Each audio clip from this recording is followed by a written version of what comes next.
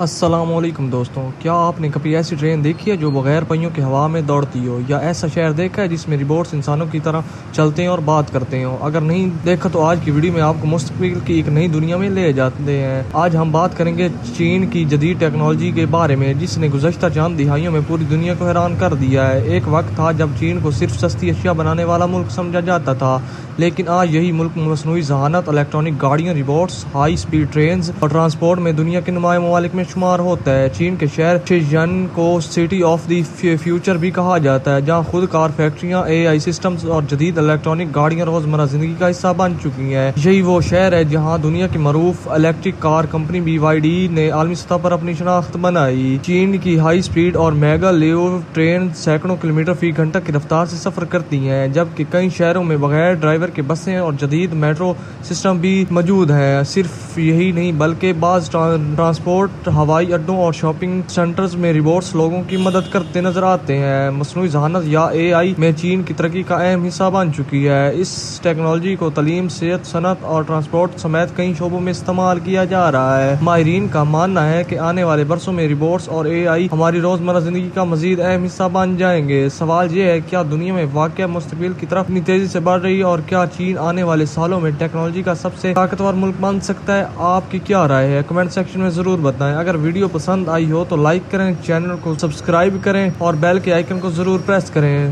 تاکہ آپ تک دلچسپ معلومات پہنچتی رہیں۔ تب تک کے لیے اللہ حافظ۔